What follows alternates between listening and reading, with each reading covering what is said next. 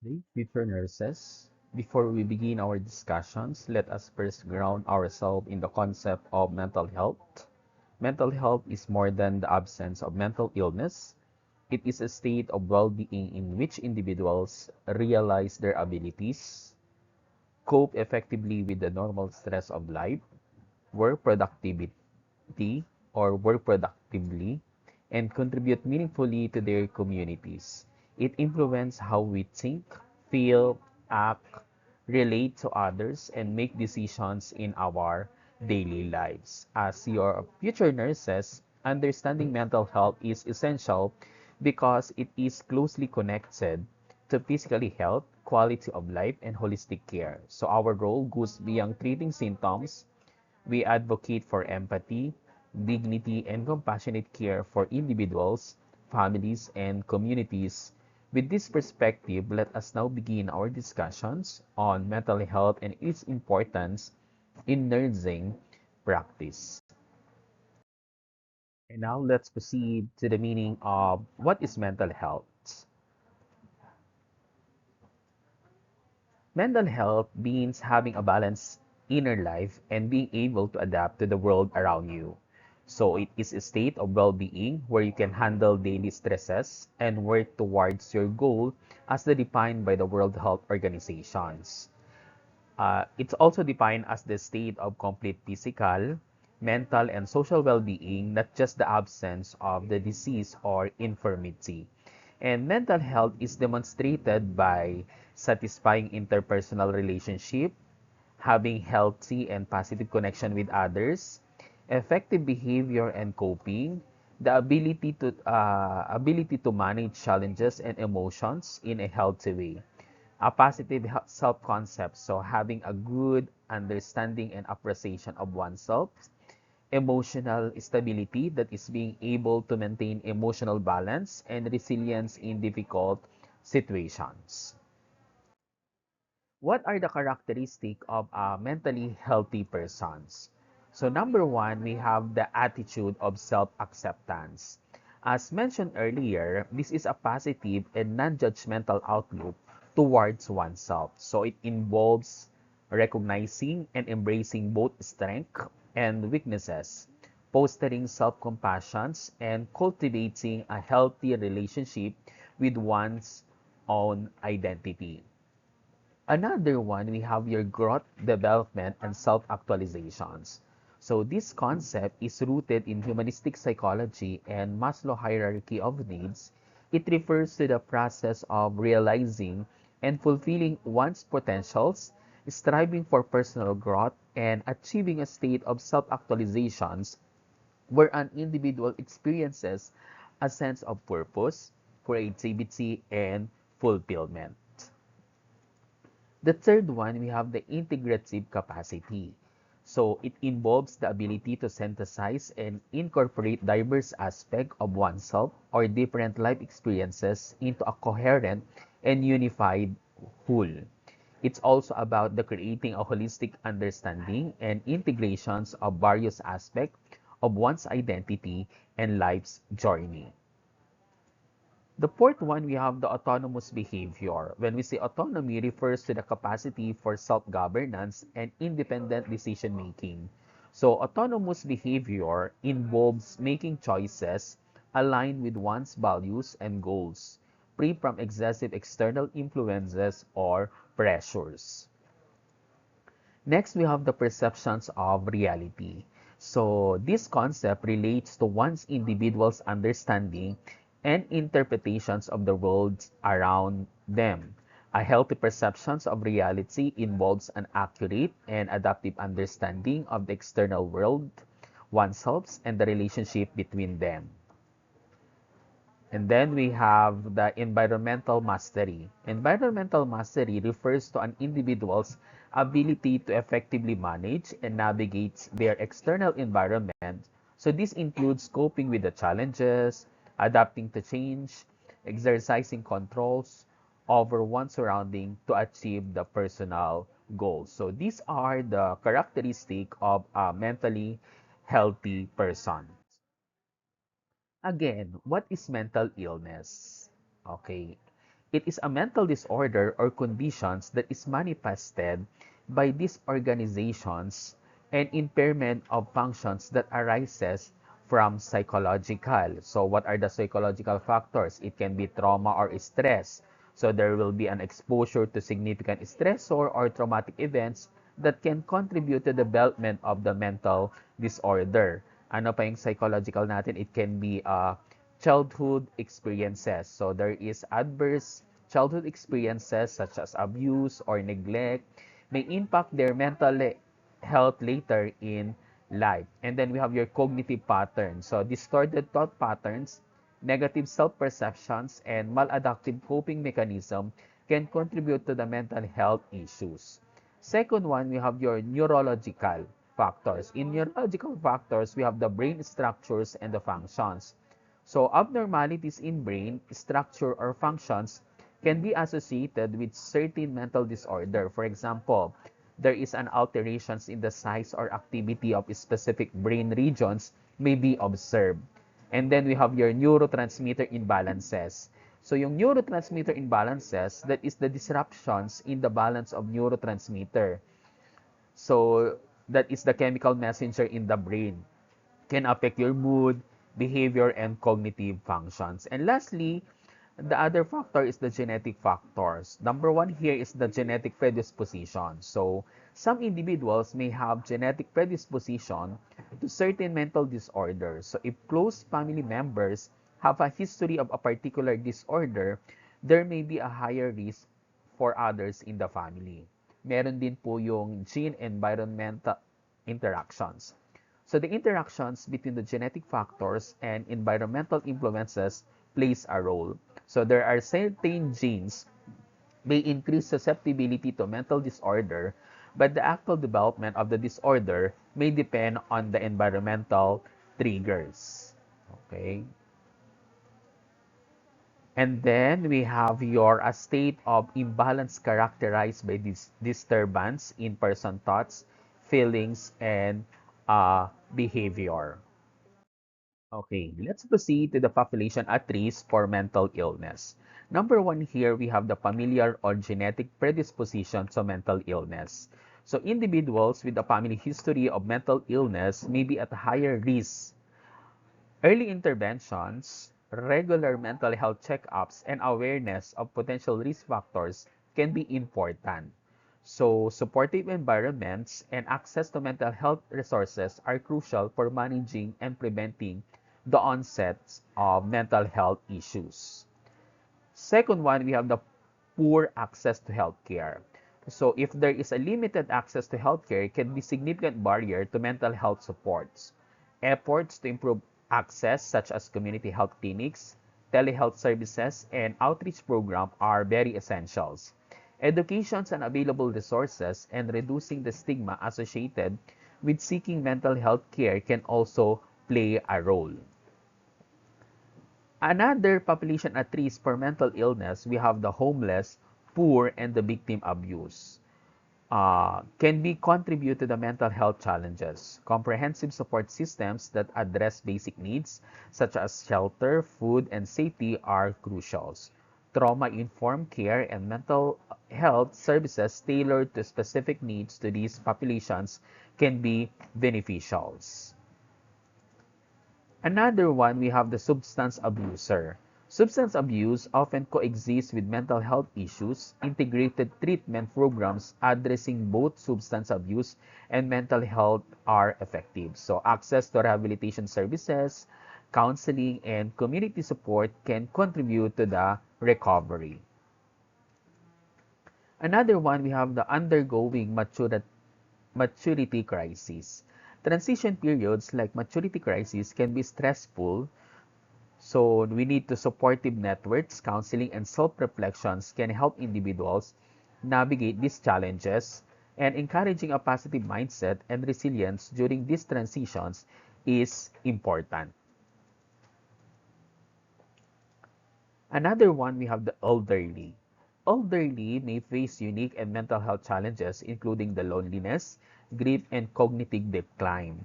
Providing social connections, mental stimulations and access to geriatric mental health services can contribute to the overall well-being. So these are the population at risk for mental health.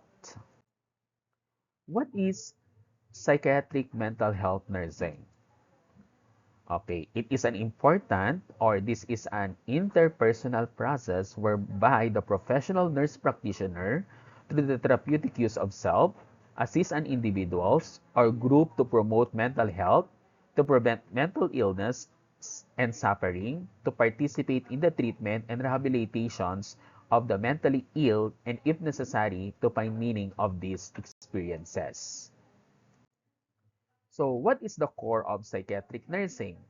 This is the term interpersonal process refers to the dynamic and interactive communications and relationship patterns that occurs between individuals. So it encompasses the ways people relate to each other, communicate, and influence one another within the various socials and personal contexts. So, interpersonal processes are very fundamental to the human interactions and are crucial in both personal and professional relationships. What is the main tool of nurse in the practice of psychiatric nursing? So we have your therapeutic use of self. Okay. So here are some key aspects of the therapeutic use of self. Number one here is building the rapport and trust. So the therapist's ability to establish a strong therapeutic alliance is crucial for successful therapy. So by being genuine, empathetic, and authentic, therapists can create a safe and trusting environment for our clients to explore their thoughts and feelings. Another one, modeling healthy relationship. So therapists use their own behavior and communication style to model healthy interpersonal relationship. So this includes demonstrating effective communications, boundaries, and problem-solving skills. Another one, we have the empathy and understanding. So the therapist draws on their own life experiences to empathize with the client's struggles and emotions. So sharing appropriate personal experiences can help normalize the client's feeling and reduce the feelings of isolations. And another one, it is important also the cultural sensitivity here. So understanding one's own cultural background and biases is essential for the therapist by recognizing their own perspective or cultural perspective. So therapists can better understand and respect the diverse background of their clients. And another one here is the use of personal insights. Therapies may be shared personal insights or reflections with clients when it serves the therapeutic goals. This should be done thoughtfully and what do you call that one? And selectively. So focusing on how the disclosure can benefit the client's understanding or progress. And we have also the managing counter-transference. So therapists are trained to be aware of their own emotional reactions, biases, and counter-transference. Okay. So, yan yung mga example of using the therapeutic use of selves. And there are a lot of uh, activity that we do. So, yung mga sinabi ko lang, these are the some examples. Okay. Nakikita nyo, as you can see on your screen, we have the model. Okay. This is the model. Okay. The model is to design help individuals uh, to understand the relationship with themselves and others by visualizing the informations about themselves in four-quadrant grid. So, yon. So, ang tawag natin dito, that is the Johari window. It's a tool used in self-awareness, communications, and interpersonal relationships. So, the window consists of four quadrants, as you can see, and each representing a different aspect of informations.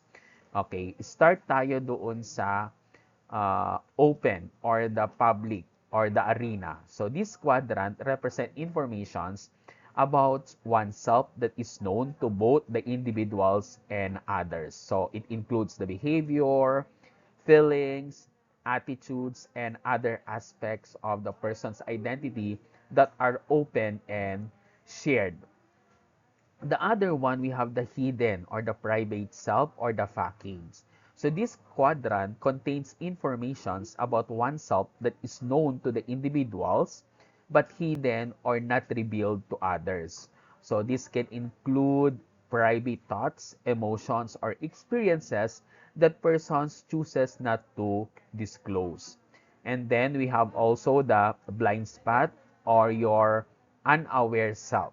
So this quadrant contains informations about oneself that is not known to individuals but is known to others. So others may see aspect of the person's behavior or personality that the individual is unaware of. So feedback from others can help reduce this blind spot. And lastly, we have your unknown self. So this quadrant represent informations about oneself that is unknown both to the individual and to the others. So it may include aspect of person's potentials, talents, or undiscovered traits. So the goal of using the Johari's window is to expand the open quadrant while minimizing the size of the hidden, blind spot, and unknown quadrants. So this can be achieved through the self-disclosure, feedback from others, and increase self-awareness. So as an individual share more about themselves openly, they can create a more transparent and authentic connections with others. And the Johari's window is often used in personal development, team building, and communication training, and it provides a framework for individuals and groups to explore and enhance self-awareness, interpersonal relationship, and communication effectiveness. So the process of expanding the open quadrant can lead to improved collaborations, understanding, and empathy in various socials and professional contexts. Let's proceed to the abnormalities of mood and affect. So, start tayo with the flat affect or blunted affect. So, that is the lack of emotional response or walang emosyon o reaksyon sa isang sitwasyon. So, halimbawa, kahit sinabi sa kanya na pumanaw ang kanyang kaibigan, nananatili siyang walang expressions at parang walang nararamdaman. So, that is flat affect. That is emotional or lack of emotional response.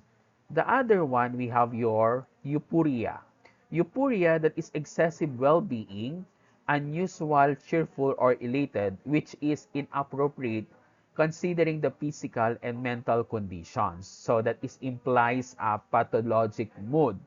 So, euphoria, that is sa Tagalog, that is sobrang kasiyahan o tuwa na hindi angkop sa sitwasyon. For example, sabihin natin, ang saya-saya ko, parang lumilipad ako sa ulap, kahit na siya ay may malubhang sakit o problema sa kanyang kalusugan. Okay. Next one, we have your ambivalence. That is the existing of opposing emotions towards an idea, object, or person. So, in Tagalog, ambivalence, that is pagkakaroon ng magkasalungat na emosyon. Halimbawa, mahal ko siya pero nasusuklam din ako sa kanya dahil sa ginawa niya.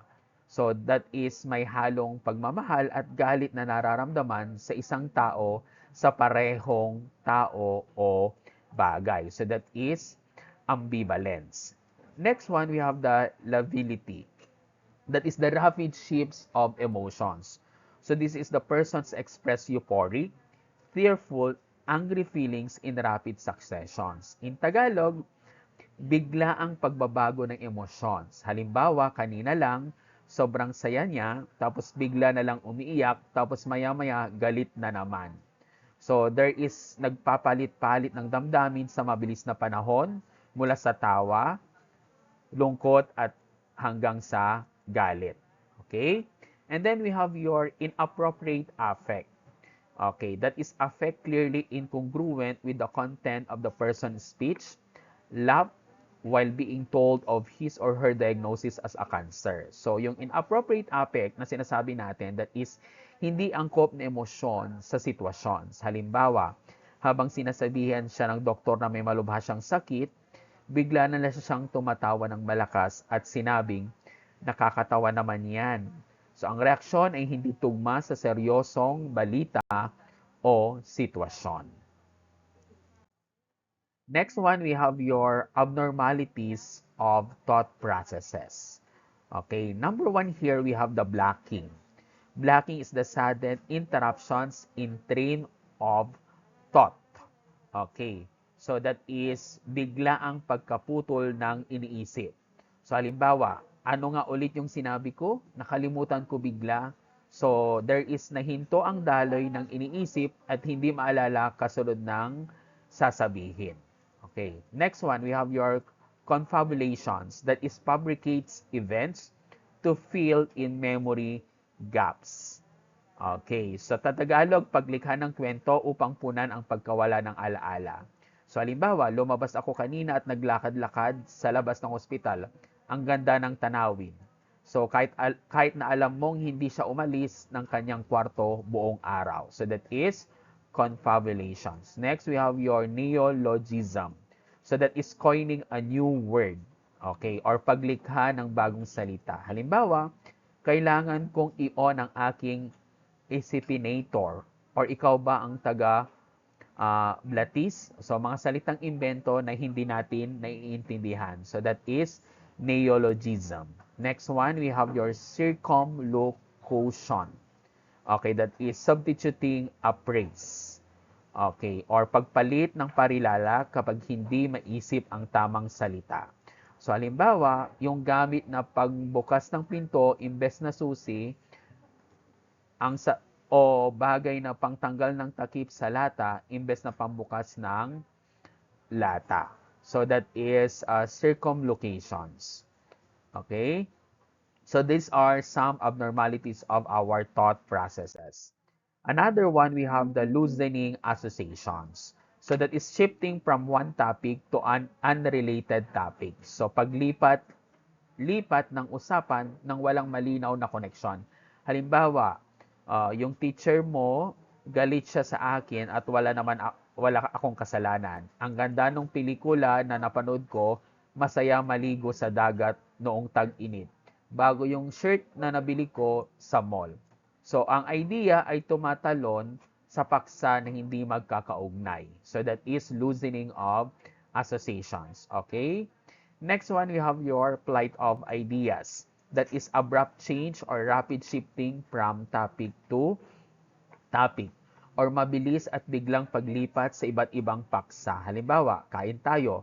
Ang sarap ng pagkain kahapon. Kahapon, ulan ng ulan, ulan ng ulan, ulan ng ulan. Ang tubig ay malamig. So, ang pag-uusap ay mabilis na nagbabago ng paksa na wala namang malinaw na directions. Okay? And then we have your word salad. That is incoherent mixtures of word or salita na magulo at walang koneksyon. So, halimbawa, maganda, mesa, rosas, pula, jeep, pelikula, basta't ganon.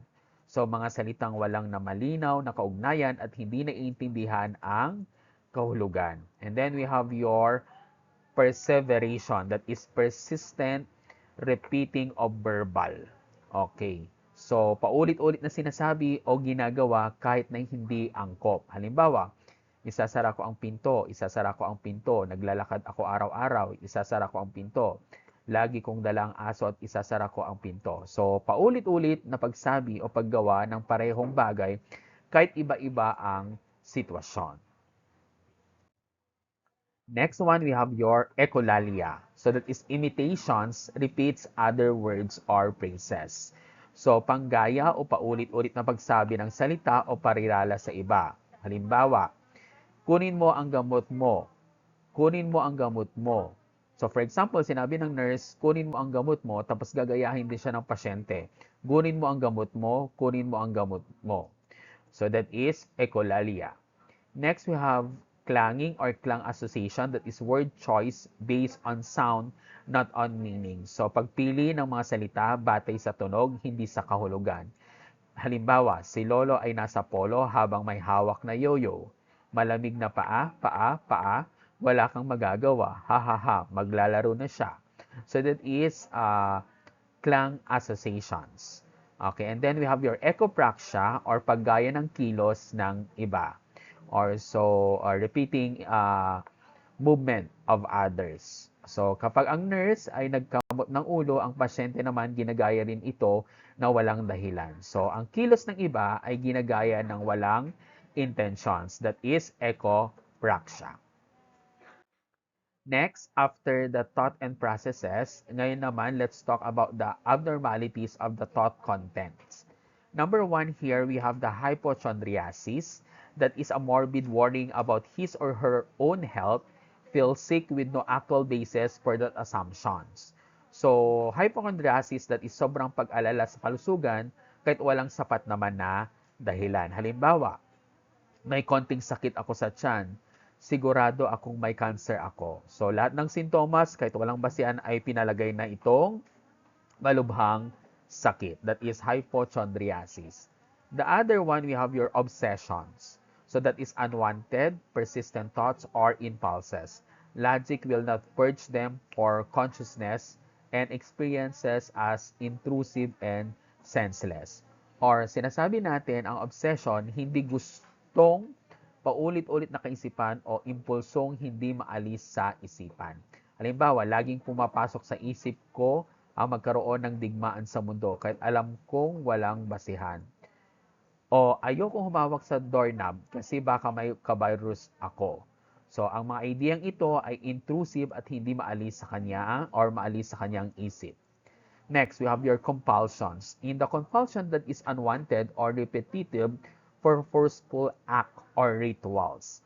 Or sa Tagalog, that is hindi gustong or paulit-ulit na gawin o ritual na ginagawa para maibsan ang kaba o maiwasan ang masasamang pangyayari. So that is, halimbawa, paulit-ulit kong hinugasan ang kamay ko kahit malinis naman na para makasigurado.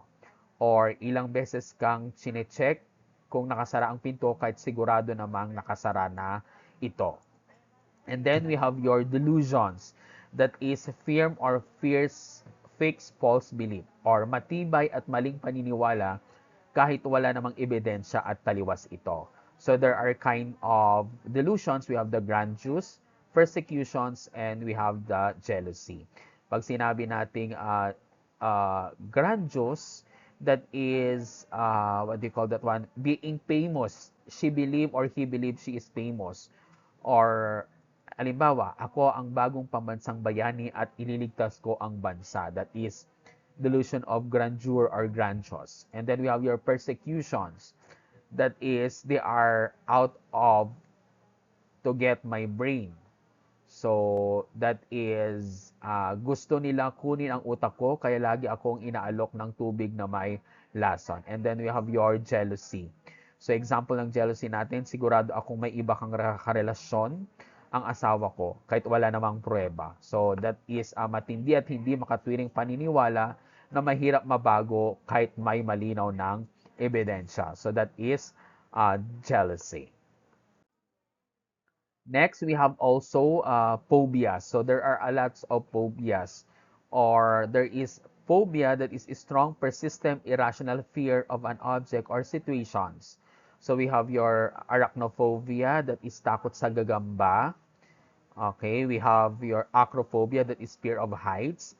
Hydrophobia, fear of waters. Photophobia, fear of lights. Agoraphobia, fear of public places. And claustrophobia, that is fear of closed spaces. So these are examples of phobia that we have. Next, we have abnormalities of content or thought content. So example of compulsions. So, for example, we have their hand washing, paulit-ulit na paghugas ng kamay. Halimbawa, kahit kalinis-linis ko lang ng kamay, hinuhugasan ko ulit kasi baka may mikrobyo pa rin. Another one, we have your checking and rechecking. So that is pag-check at paulit-ulit na pagtiyak sa mga bagay. Halimbawa, ilang beses kong binalikan ang pinto para siguraduhin nakasara ito o sinisigurado ko araw-araw kung naka-off ang coffee maker kahit naka-off naman ito. And another example of expulsion, we have your counting. Pagbibilang ng paulit-ulit. So, binibilang ko ang bawat hagdan na aakyatin ko, tapos inuulit ko ulit para sigurado. Another example of compulsion, we have your touching. Paulit-ulit na paghawak sa mga bagay o tao. So, hinahawakan ko lahat ng damit sa tindahan para maramdaman ang texture. O palagi kong hinahawakan ang pader, pintuan at sarili kong kamay kahit walang dahilan. Okay? Another one, we have your arranging and rearranging. So, pag-ayos at muling pag-ayos ng mga bagay. So, inuulit kong inaayos ang mga libro sa shelf para pantay lahat. O paulit-ulit kong inaayos ang mga gamit sa lamesa para maging perpekto ang pagkasunod-sunod. So, that is example of compulsions. Another one, we have your symmetry rituals or pagkakaroon ng simetriya or perpektong pag-ayos ng mga bagay. So, dapat pantay ang pagkakaayos ng mga plato sa lamesa, hindi siya mapakali kapag hindi maayos. And then we have another one, we have cleanliness. Paglilinis ng paulit-ulit o araw-araw kong kinukuskus ang sahig ng kusina kahit hindi naman ito marumi. So, ang mga compulsion na ito ay ginagawa ng isang tao upang mabawasan ang kaba o takot kahit hindi palaging may logical na dahilan. Next, another one, we have the abnormalities of perceptions. The number one here is the hallucinations. Hallucination is a perception imbalance in an absence of external stimulus that has a quality of real perception. So, halimbawa na ito is isang tao na may schizophrenia ay maaring makarinig ng mga boses na wala naman talagang tao na para bang nag-uusap sa kanya kahit wala naman ito. Another one, we have your illusions, that is distortions of senses. So, kapag nasa disyertong lugar at tinitingnan ng malayo, maaring magmukhang tubig sa malayo. Pero kapag lumapit, wala naman talagang tubig. Ito isang halimbawa ng ilusyon sa mata. As we conclude our discussion, let us remember that mental health is a vital part of holistic nursing care and essential foundations for overall well-being. So as future nurses, your awareness, empathy, and commitment can make a meaningful difference in the lives of those who may be struggling silently. May these discussions encourage you to view mental health with compassion, reduce stigma, and apply evidence-based, person-centered care in your future practice. Thank you for your active participations, and may you carry this insight with you as you continue your journey in nursing. Thank you, everyone.